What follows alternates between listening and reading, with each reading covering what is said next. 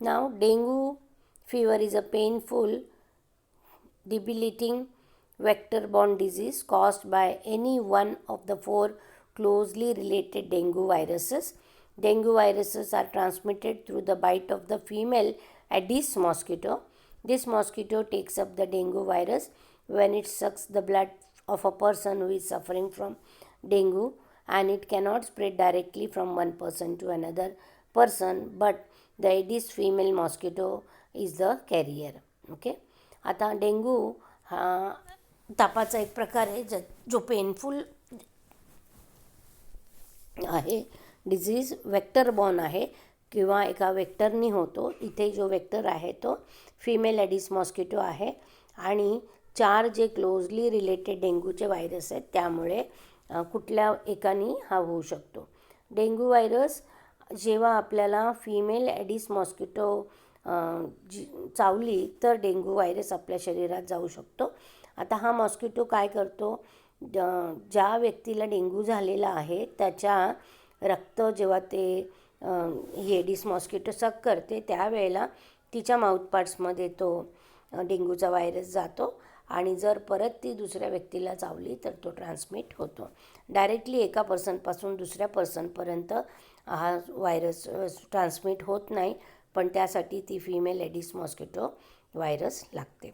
Now can you tell us which are the diseases that can be avoided by eradication of mosquitoes in your area, and what are the different ways in which the mosquitoes can be eradicated from any area, and what precautions will you take if you are traveling in an area which has lot of mosquitoes.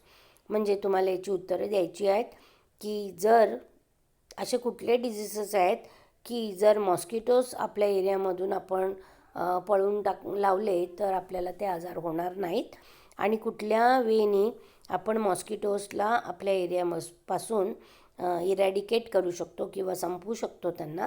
आणि एखाद्या एरियामध्ये जर खूप सारे mosquitoes असतील तर आपण तिथे काय काळजी घेतली पाहिजे की जेणेकरून आपल्याला ते मॉस्किटो चावणार नाही जर आपण त्या एरियामध्ये ट्रॅव्हल करणार असू. Okay. Now we will come to the next disease, that is cancer. Now, abnormal, uncontrolled and purposeless division of the cells may lead to the formation and development of mass of undifferentiated cells, that is a tumor. When this tumor is malignant, it is called as cancer, and this has the ability to invade different tissues. जेव्हा abnormal, uncontrolled and purposeless सेलचं division होतं आणि ज्यापासून एक मास, अनडिफरेन्शिएटेड सेलचा मास develop होतो किंवा form होतो किंवा ज्याला आपण ट्यूमर तयार होतो त्याला आपण कॅन्सर म्हणतो. हा जर ट्यूमर मॅलिग्नंट असेल त्याला आपण कॅन्सर म्हणतो, आणि हा जो ट्यूमर आहे जर मॅलिग्नंट असेल तर दुसऱ्या टिश्यूजमध्ये पण तो जाऊ शकतो. Cancer harms the body when cancerous cells divide uncontrollably to form new lumps or masses of tissues called neoplasm, except in the case of blood cancer, that is leukemia. These tumors can grow and interfere with the normal functioning of different organs, and they can also release secretions which alter the body function or the body functions. कॅन्सरनी बॉडीला आपल्या harm होतं जेव्हा हे cancerous cells आहेत ते त्यांचं division uncontrollably होतं, आपल्या कंट्रोलच्या बाहेर त्याचे सेल्सचे डिव्हिजन होतात आणि नवीन लम्स किंवा टिश्यूचे मासेस, गोळे तयार होतात ज्यांना आपण निओप्लाझम म्हणतं. फक्त ब्लड कॅन्सरमध्ये किंवा ल्युकेमियामध्ये या गोष्टी होत नाहीत. ट्यूमर्स ग्रो होतात आणि मग नंतर जे डिफरंट ऑर्गन्स आहेत त्याच्या फंक्शनिंग ते हिंडर करतात किंवा इंटरफेअर करतात किंवा त्यामध्ये येतात. अजून हे जे ट्यूमर्स आहेत ते काही सिक्रिशन्स पण रिलीज करतात ज्यामुळे आपली बॉडी फंक्शन अल्टर केली जाते किंवा बॉडी फंक्शन्स अल्टर केले जातात. Now this is the one of the main killer diseases nowadays, and physicians and researchers who specialize in the study, diagnosis, treatment and prevention of cancer, they are called as oncologists. आता आजकालची cancer हा एक main killer disease आहे.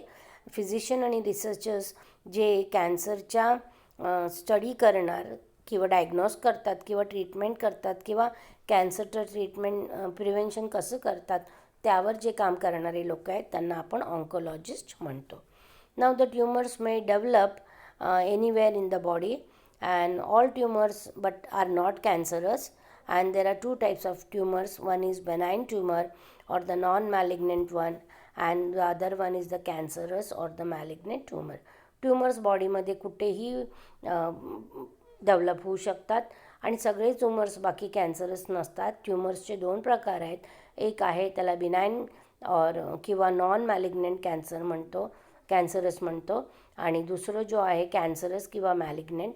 म्हणजे एक जो पहिला प्रकार आहे तो त्याच्यानी कॅन्सर नाही होत, फक्त ते जे सेल्स आहेत ते ग्रो होतात.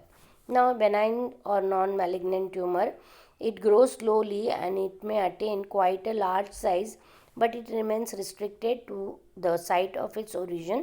That is, it is a localized one and it does not spread to other parts of the body. This does not necessarily mean that the benign tumor are not troublesome. म्हणजेच काय, but some benign tumors are harmful and they are fatal, like the brain tumor. A brain tumor may cause death because the brain is squeezed against the hard skull because of the growth of that tumor, and benign tumors may sometimes become malignant. Example of that is adenoma and fibroid. म्हणजे बेनाईन tumours हे किंवा non malignant tumours जे आहेत त्यांची growth slowly होते, पण ते खूप मोठे साईजमध्ये होतात. पण त्यांची जी ग्रोथ आहे त्या एका ठिकाणी जिथे ओरिजिन आहे किंवा त्या एकाच ठिकाणी ते ग्रो होतात आणि दुसऱ्या पार्ट्स ऑफ द बॉडीकडे ते स्प्रेड होत नाहीत. याचा अर्थ असं नाही आहे की ते ट्रबलसम नाही आहेत, म्हणजेच ते हार्मफुल नाही आहेत. काही बेनाईन ट्युमर्स खूप हार्मफुल असतात आणि त्याने डेथ पण होऊ शकते. एक्झाम्पल त्याचं आहे ब्रेन ट्युमर. ब्रेन ट्युमरनी डेथ होऊ शकते कारण तो ट्युमर वाढत असल्यामुळे जो ब्रेन आहे आपला त्याला एका बाजूला त्या हार्टच्या स्कलकडे ढकलला जातो आणि हा ट्युमर आहे तो वाढतो. त्यामुळे बेनाईन ट्युमर कधीकधी डेंजरस आहेत. बेनाईन ट्युमर कधीकधी मॅलिग्नंट पण होऊ शकतात, म्हणजे त्यांचं रूपांतर कॅन्सरस ट्युमरमध्ये होऊ शकतं. एक्झाम्पल त्याचं आहे adenoma and fibroid.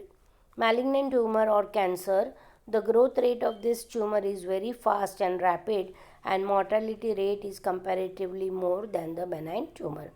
Rapid growth of the tumor will cause overcrowding and disruption of the normal cells, and these cancerous cells compete with the normal cells for nutrients and they will finally kill them.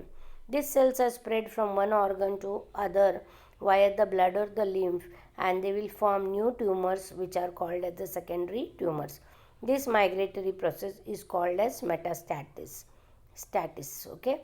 म्हणजे malignant tumour जे आहेत त्यांची growth rate खूप fast असते आणि त्यामुळे comparatively जर बेनाईन ट्युमरमध्ये death rate कमी आहे आणि मॅलिग्नंट ट्युमरमध्ये डेथ रेट जास्त आहे. या ट्युमरची ग्रोथ खूप फास्ट असल्यामुळे जे सेल्स आहेत नॉर्मल सेल्स आहेत त्यामुळे त्यांना जागा कमी मिळते किंवा जे नॉर्मल सेल डिस्टर्ब होतात, म्हणजे त्यांचं फंक्शन ओव्हरक्राऊडेडमुळे त्यांचं फंक्शन कमी केलं जातं आणि जे कॅन्सरस सेल्स आहेत ते नॉर्मल सेल्सला कम्पीट करतात किंवा त्यांच्यामध्ये कॉम्पिटिशन असतं न्यूट्रिशनसाठी आणि नंतर फायनली त्या नॉर्मल सेल्सला हे कॅन्सरस सेल्स मारून टाकतात. आता हे सेल्स एका ऑर्गनपासून दुसऱ्या ऑर्गनपर्यंत स्प्रेड करतात. ब्लडनी किंवा लिम्फ वेसनी जातात ते आणि नवीन ट्युमर्स ते फॉर्म करतात. या नवीन ट्युमर्सला आपण सेकंडरी ट्युमर्स म्हणतो आणि हे जे मायग्रेटरी प्रोसेस आहे म्हणजे एका ऑर्गनपासून जेव्हा हे कॅन्सर दुसरीकडे पसरतं त्याला आपण म्हणतो metastasis. Now there are 5 types of cancers according to the type of the tissue they affect. Now cancer is named according to the type of the tissue from which they arise. The first one is the carcinoma. Cancers that arise from the epithelial tissue covering or lining the body organs is known as carcinoma. It will include the breast cancer, lung cancer, cancer of the stomach and the skin cancer. आता 5 प्रकार आहेत कॅन्सरचे. ज्या टिश्यूला हे जे effect किंवा जो tissue effect होणार आहे त्या प्रकारामुळे त्याला नाव दिलं जातं. आणि पहिला जो आहे कार्सिनोमा जो हा कॅन्सर एपिथेलियल टिश्यू कव्हरिंग किंवा जे बॉडीचे जे लायनिंग आहे बॉडी ऑर्गन्सचे त्याला जर इफेक्ट झालं तर त्याला कार्सिनोमा म्हणतो. त्यामध्ये ब्रेस्ट कॅन्सर येतं, लंग कॅन्सर येतं, stomach cancer, skin cancer etcetera. Second one is the sarcoma. Cancer that arises from the connective tissue is called as the sarcoma, and it will include bone tumors, that is osteosarcoma, muscle tumors, that is myosarcoma, cancer of the cartilage, that is chondrosarcoma, and cancer of the adipose tissue, that is liposarcoma. Sarcoma म्हणजेच जर cancer connective टिश्यूपासून arise झाला तर त्याला आपण sarcoma म्हणतो. त्यामध्ये bone tumours येतात म्हणजे ऑस्टिओसार्कोमा ज्याला म्हणतात, मसल ट्युमर ज्याला मायोसार्कोमा म्हणतो, कार्टिलेजचा कॅन्सर ज्याला कॉन्ड्रिओसार्कोमा म्हणतो, आणि ॲडिपोज टिश्यूला जर कॅन्सर झाला तर त्याला आपण म्हणतो लायपोसार्कोमा. Now we will come to the next type, that is the lymphoma. Cancer that arises from the lymphatic tissue is called lymphoma. It occurs in the lymphatic nodes, spleen and the tissues of the immune system. जर cancer lymphatic टिश्यूपासून arise झाला तर त्याला आपण lymphoma म्हणतो. हा lymphatic node, spleen आणि जे immune सिस्टमचे टिश्यू आहे त्याच्यामध्ये होतो. आणि लास्ट जो प्रकार नंतरचा जो प्रकार आहे तो ल्युकेमिया. हा एक ब्लड कॅन्सरचा टाईप आहे ज्याच्यामध्ये WBCs खूप जास्त प्रमाणात बनवले जातात किंवा ल्युकोसाईट्स बोन मॅरोमध्ये खूप फॉर्म होतात. ज्या व्यक्तींना हा ल्युकेमिया आहे त्यांच्या ब्लडमध्ये नेहमी हाय ल्युकोसाईट काउंट दिसतं आणि ब्लडमध्ये मिलियन्स ॲबनॉर्मल इमॅच्युअर WBC किंवा ल्युकोसाईट्स असतील जे इन्फेक्शनला फाईट करायला इनकेपेबल असतील. There are different types of leukaemia आणि ते ल्युकेमिया आहेत monocystic leukaemia, then lymphoblastic leukaemia etcetera. Now leukemia, as I have already discussed, it is a type of blood cancer in which there is a more formation of the WBCs or the leukocytes in the bone marrow, and the people who suffer from leukemia, they have a very high leukocyte count. The blood will contain millions of abnormal immature WBCs or leukocytes which are incapable of fighting the infections, and it can lead to different types of the leukemia such as monocystic leukemia, lymphoblastic leukemia, etc. So see here the picture of the benign and the malignant tumor is given. Okay.